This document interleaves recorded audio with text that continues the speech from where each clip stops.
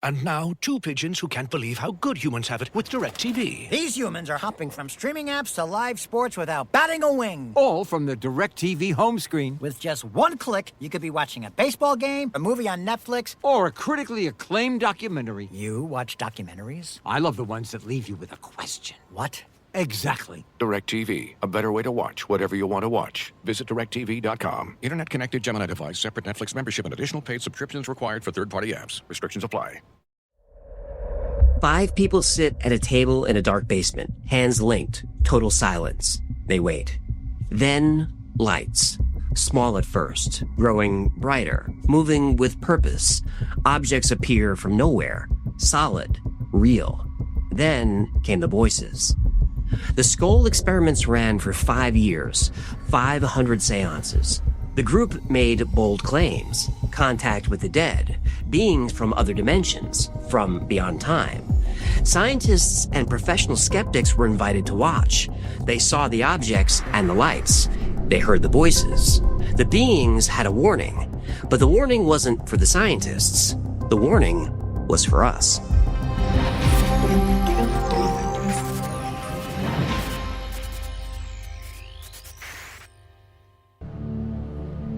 In 1993, a small English village called Scole became ground zero for contact with the dead. Robin and Sandra Foy weren't new to the paranormal. They spent years investigating spirit communication. So did Alan and Diana Bennett. Together they formed the Scole Experimental Group. Their lab was a simple cellar under a 17th century farmhouse called Street Farmhouse. Stone walls, low ceiling, no windows, no light pollution, no outside interference. They always worked in total darkness. Not for show, for science. They believed spirits would only appear in a perfect isolation chamber. The group didn't use the usual tools to speak to the dead. No Ouija boards, no tarot cards, no gimmicks, no props, just a wooden table and an empty room. Everyone wore glowing wristbands so you can always see where their hands were. No room for tricks. In the early sessions, they sat for hours in the dark, waiting, talking, sometimes singing, trying to raise the vibrations. Weeks went by without results. Then something changed. The air became charged. Static electricity tingled their skin. The temperature dropped suddenly, 8 degrees in 5 seconds. Then a voice spoke directly to them. The voice called itself Manu, but Manu wasn't a human spirit. He was an entity from somewhere else. Manu said he led a team of communicators, scientists, philosophers, technicians. All had died decades or centuries ago. They called themselves the Team of Many Minds, and they had a mission to prove there was an afterlife. They would provide 3 types of evidence: physical, photographic, and audio. Things scientists could check, evidence experts could study. But the Team of Many Minds needed to build energy first. Séance after séance, layer upon layer. In early sessions, small lights appeared, tiny at first like fireflies, then brighter. They moved with purpose. Answered questions with flashes, spelled words with patterns. The group saw what mediums had described for centuries, but this was different. This was controlled. The Team of Many Minds gave specific instructions. Same time, same basement, same 4 people. No changes, no visitors. Not yet. They were building a delicate energy field. A disruption could ruin months of work. They needed everyone to follow the rules exactly. Robin Foy kept detailed notes of everything: time, temperature, air pressure, every light, every sound, every message. The Scole 4 weren't just seeing strange things. They were mapping them carefully. Science needed proof. The spirits promised proof. And they delivered. Session 6. A light appeared above the table. Session 7. It splits into 3. By session 12, dozens of lights, dancing in the cellar, moving together, responding to thoughts, touching faces, touching hands, witnessed by all 4 people simultaneously. Finally, the Team of Many Minds started sending solid objects to our world. Metal artifacts, ancient coins, small crystals with strange markings. The Scole group wanted more proof.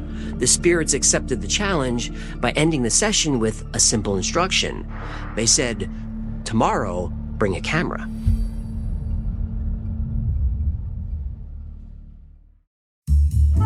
Look, some habits just aren't good for you. It's not you, it's them. Time to drop that old routine and upgrade to something way more refreshing.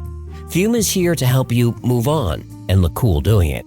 Fume is a flavored air device that makes kicking those pesky habits easy. And Fume keeps it simple. No electronics, no vapor, no nicotine, just pure, guilt-free enjoyment you can take anywhere.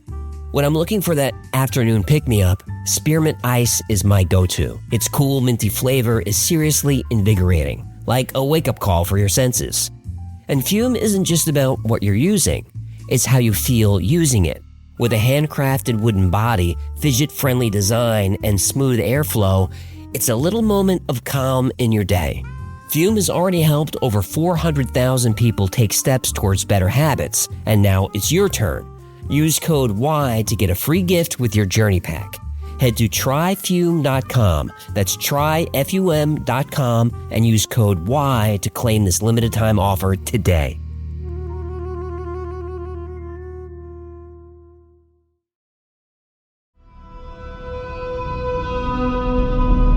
The intelligent dancing lights were just the beginning. The spirit group, called the Team of Many Minds, started making small objects appear on the table. Out of thin air, stones, crystals, old coins. The group never knew what object would appear next, but each item had a purpose, a message, sometimes written right on the object. During one session, a brass locket appeared. Inside seemed to be empty, until it was put under a microscope. 3 simple words were etched with impossible precision. It read, "Bridging Two Worlds." Then came the pictures. The Team of Many Minds told the Scole group to bring sealed packs of Polaroid film and keep them sealed. The spirits would provide photographic evidence of the afterlife. And here's how it worked. In complete darkness, an empty Polaroid camera was placed on the table. A few seconds later, the camera levitated several feet into the air. Flashes of light would appear around the camera as it slowly floated back down. Then someone loaded it with fresh film and took a picture. The Scole group watched the photographs develop in real time. One showed a man nobody knew. The photo came with a message. Giuseppe Rolls sends his regards. Weeks later, a researcher learned that Giuseppe Rolls was a film pioneer who worked for Polaroid. He died in 1926, decades before this experiment. His picture was never published. The photo matched the only known portrait of him, locked away in Polaroid's private archives. Photographs showed people long dead as if they were in the room with the group. Other photos showed Victorian scenes in perfect detail, ancient writing, lost civilizations. The images didn't come from light hitting film. They came from inside the film, directly changing the chemicals. Experts checked the photos and confirmed these are not double exposures, not camera tricks. The images formed inside the emulsion. Sounds got weird too. In a silent room, the group used a simple tape recorder. They heard voices speaking multiple languages, some modern, some ancient, some unknown on Earth. Language experts studied the recordings. The voices talked about everything from philosophy to quantum physics. But one message kept coming back. We're not alone, and death isn't the end. This is an apport which arrived during the earliest days of our Scole experiment. In fact, it's a very small object, and whilst we were sitting here, this object would arrive, just materialise, and arrive on the table. As it arrived, that's the sort of noise it would make. Objects appeared and began moving on their own. Instruments floated in the air playing music. Heavy tables lifted off the ground. The group put glowing panels around the room to track the movements better. Everything was logged, every detail. One session stood out. A piece of film was sealed inside a locked box. An image appeared on it anyway. A page from a newspaper that wasn't printed yet. 3 days later, the paper came out. The page matched, exactly. The spirits weren't just talking from beyond the grave, they were talking from beyond time. Robin Foy and his team weren't stupid. They knew about fake mediums, the long history of fraud. They operated under strict rules. They worked to eliminate any chance of cheating. Before every session, the room and the people were searched. Not only did the strange events continue, they got even stranger. After 2 years of private sessions, the Scole group was ready for outside witnesses. They invited members of the Society for Psychical Research, Britain's oldest, most respected paranormal group. These weren't easy believers. The SPR is made of scientists, professors, and professional skeptics. They came expecting to find fraud.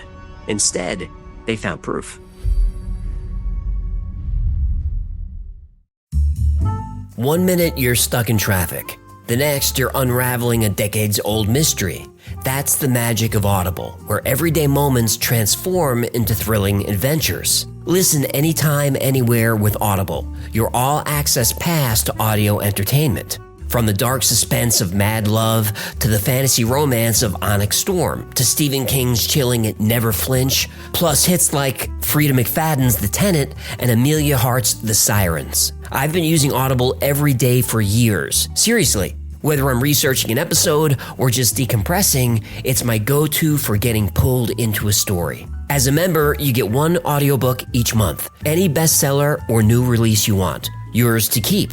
Plus unlimited access to thousands of titles across every genre. And yes, the Y-Files is there too, waiting for you. Listening isn't just entertaining, it can shift your mood, your mindset, and how you move through your day. Start listening and discover what's beyond the edge of your seat. New members can try Audible now for free for 30 days and dive into a world of new thrills. Visit audible.com/yfiles or text yfiles to 500-500. That's audible.com/yfiles or text yfiles to 500-500.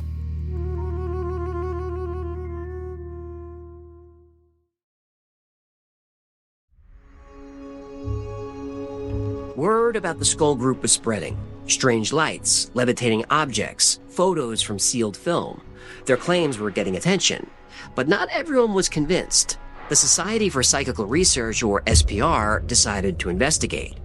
The SPR takes paranormal claims seriously. They've done it since 1882. Members include Nobel Prize winners, Cambridge professors, professional skeptics. These are serious people. 3 of their best took the Scole case. Professor Arthur Ellison, an electrical engineer, Montague Keen, a career skeptic and media expert, and Professor David Fontana, a psychologist who spent years detecting fraud. The SPR didn't trust the Scole Group. They brought their own gear and enforced strict rules, sealed the doors with tamper-proof tape, brought their own unopened film packs. The SPR searched everything: the room, the furniture, the people. The investigators confirmed the Scole basement had no hidden spots, no secret doors, nowhere to hide helpers or equipment. Once the scientists were satisfied that this was a controlled environment, it was time to begin. 40 minutes. Nothing.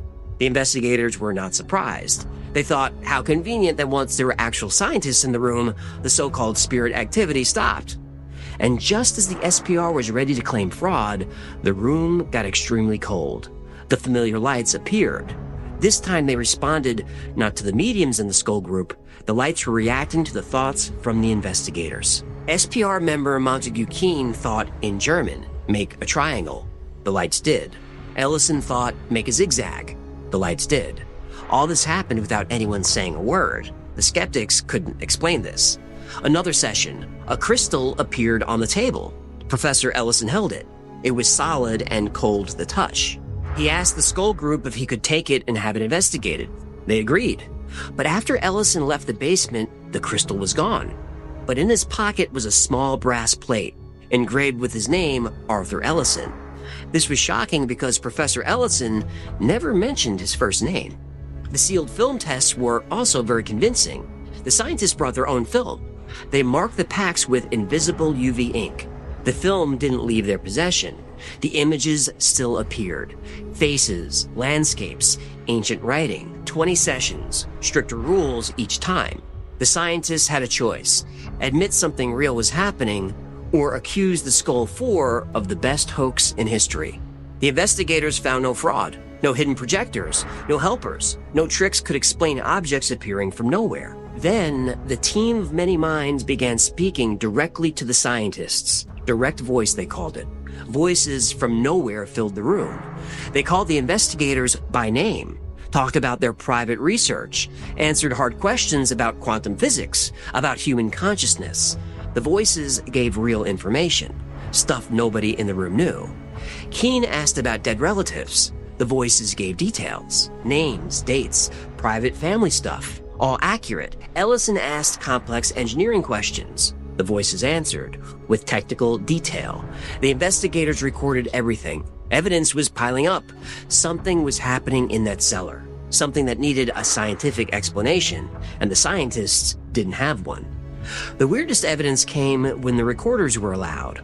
A heavy table started floating. Ellison put his whole weight on it. It stayed up, inches off the ground, with no visible support. Cameras recorded this. A voice from nowhere announced,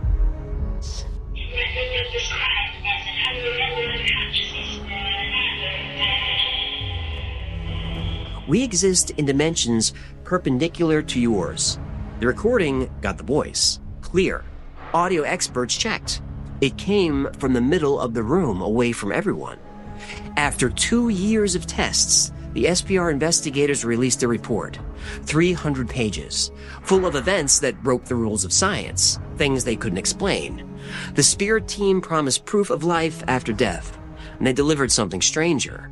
Proof that our universe, our entire reality, isn't what we think it is. But most disturbing were the messages, thousands of them, all pointing to the same conclusion. Instructions, predictions, warnings, and it was time for humanity to listen.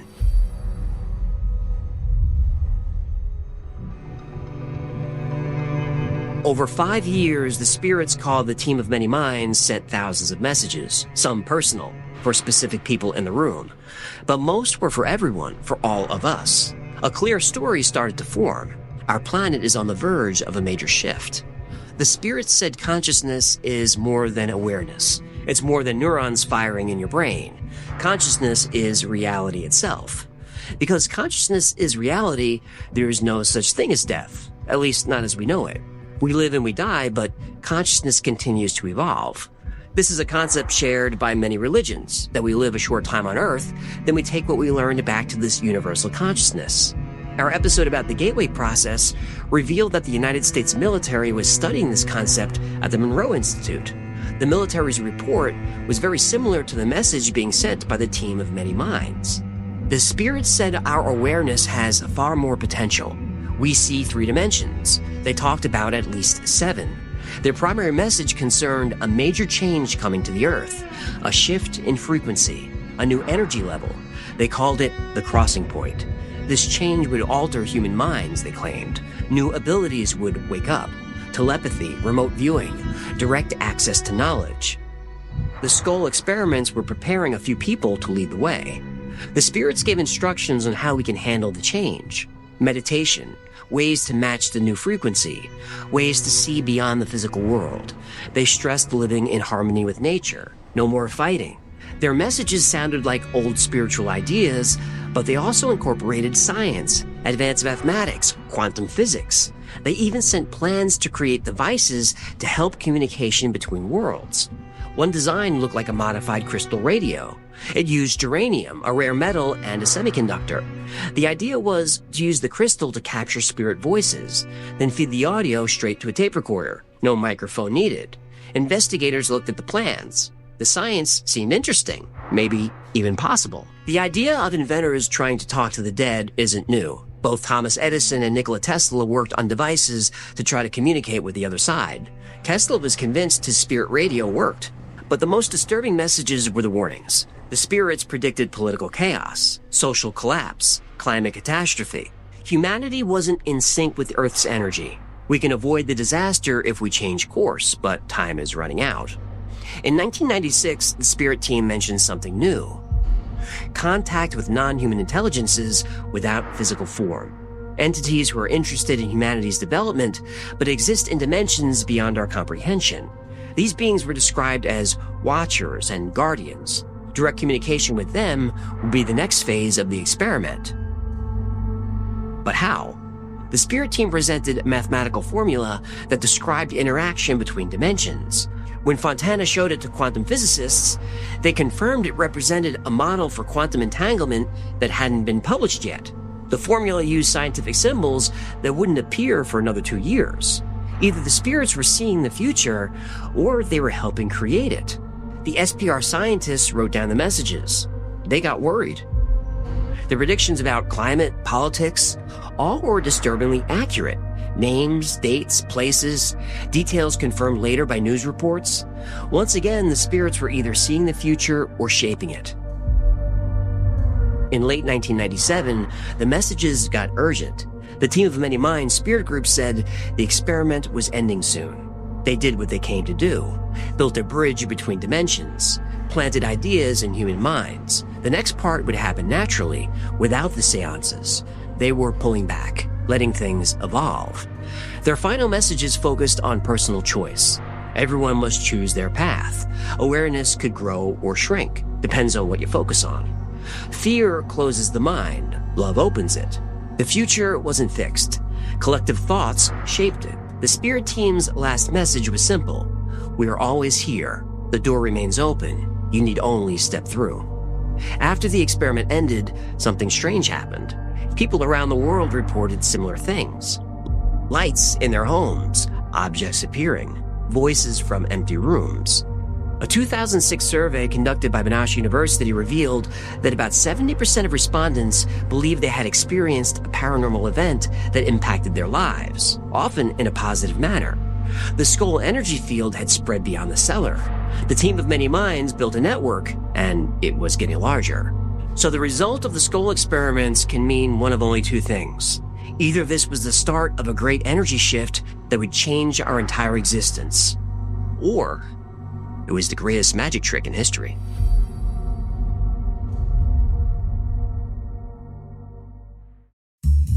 Kids want phones. We all see it. But most devices come with risks. Social media, internet access, and content they're just not ready for.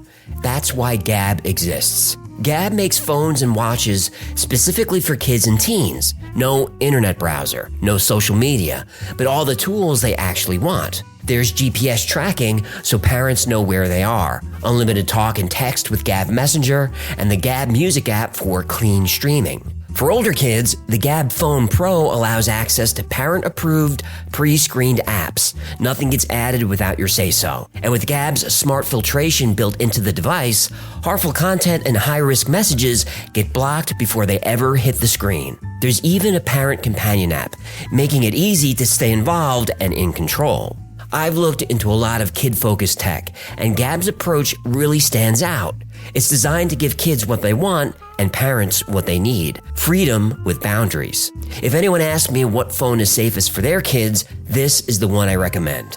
Protecting your kids has never been easier. For the best deals, sign up to Gab today. No contract required at gab.com/thewifiles. That's Gab, GABB.com/thewifiles. Gab.com/thewifiles. Terms and conditions apply.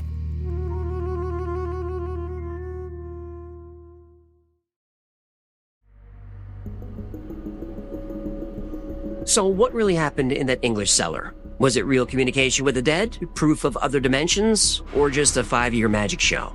Well, let's look at what we know. The Scole Group held about 500 séances, 1993 to 1998. That's documented. Real scientists investigated. The Society for Psychical Research. They wrote a 300-page report describing things the scientists couldn't explain. But there are serious problems, big ones. First, the darkness. Always in total darkness. It blocks the main tool for observation, sight. Yes, they had glowing wristbands, but you could see where their hands were, but not what their hands were doing. The sealed film sounds like strong evidence, but even here there are issues. The investigators brought their own film, true, but the Scole Group controlled the room. The darkness gave them plenty of chances to switch film, to fake images. No independent lab ever checked to see if the film was switched. That UV writing? Nobody checked. The group refused video recording. Big red flag. They said electronics messed with spirit energy, which is convenient. That removed the best way to document things. When infrared cameras were finally allowed, the strange events mostly stopped. Later, investigators learned that Alan and Diana Bennett used to perform stage magic. They didn't mention this during the experiments. When asked, they admitted it, but they said their work with the spirit world was real. Magicians can do a lot in the dark. Magic experts say most Scole events match old magic tricks used by fake mediums for centuries, just done very well, very patiently. Professional magicians showed how it could work. The spirit lights? Small LEDs. Hidden magnets. Easy to move with wristbands on. The objects appearing? Sleight of hand. Hidden pockets. The photos? Pre-exposed film. The voices from small hidden speakers. No advanced technology would be needed to pull off any of this. Just darkness, planning, and patience. 4 people working together for 5 years could create an extremely elaborate hoax. But why? Well, there's money in it. They charged fees for lectures. They wrote books. Remember, there's always a book. They charged for seminars and séances. Now, I'm not saying money was their primary motivation, but plenty of money was being made. But the skeptic view has holes too. If this was fraud, it needed amazing coordination for 5 years straight. And strange things happened in other places, not just the Scole cellar. Dozens of witnesses saw things, including trained scientists, events that needed incredible skill to fake every single time. Now, what about the spirit messages? Most of their predictions didn't happen. The big consciousness shift, the planet changing, that hasn't happened yet. At least not like they said it would. So, was this a 5-year fraud? Not according to the investigators from the Society for Psychical Research. Until the day he died, Montague Keen believed something real happened in that basement. In fact, he died during a debate where he was defending the paranormal so vigorously he had a heart attack. Professor Ellison was more measured.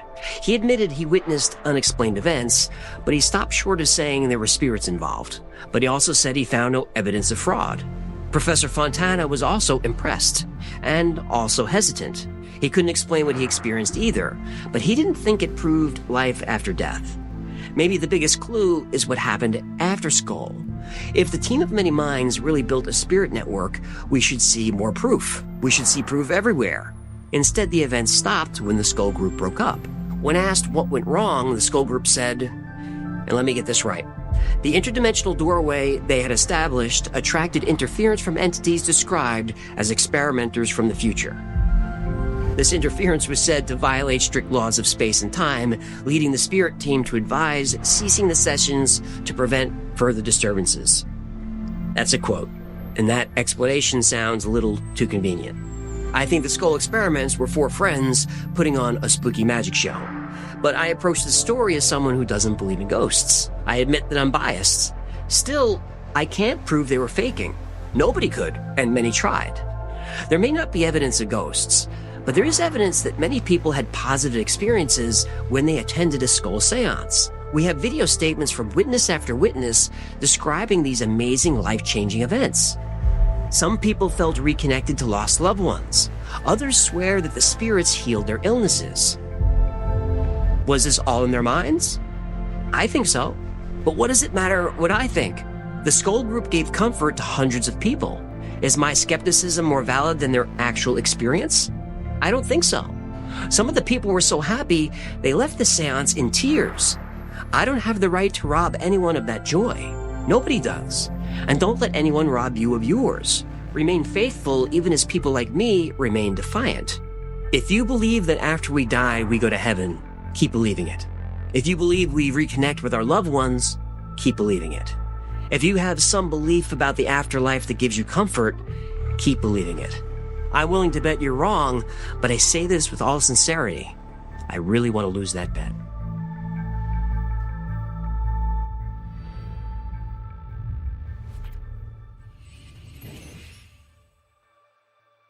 Thanks for listening or watching the Y-File Stripped, where I try to get right to the point, right to the story, then right to the truth.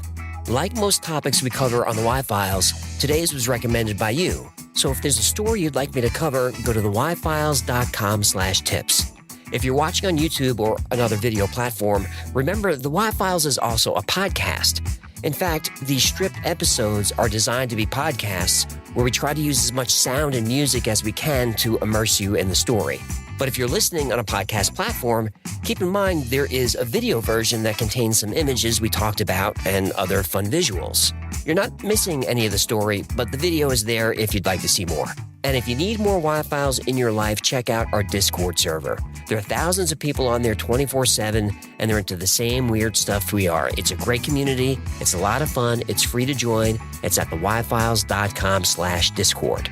Special thanks to our patrons who make the Y-Files possible. Every episode, every podcast, every live stream, everything I do is dedicated to our Patreon members. I couldn't do this without your support. And if you'd like to support the channel and join our community, consider becoming a member on Patreon. For as little as $3 a month, get access to perks like videos and podcasts early with no commercials, access to merch only available to members, plus 2 private live streams every week just for you. And the whole Wild Files team is on the stream. My camera's on, you can turn your camera on, jump up on stage, ask a question, anything you like. It's a great way to get to meet the team. Another great way to support the channel is grab something from the Wi-Fi store. And I do everything I can to keep the prices as low as possible. There are no $30 t-shirts or nonsense like that. Plus, if you become a member on YouTube for $3, you get 10% off everything in the Wi-Fi store forever. And if you want to just join for 1 month to get the coupon code and then cancel, that's completely fine. The YouTube membership is meant to save you money, not make me money. In fact, every dollar from YouTube memberships goes to my great team. So those are the plugs. I hope you had fun, and I hope you know that me and everyone at the Wild Files team is working really hard for you. So until next time, be safe, be kind, and know that you are appreciated.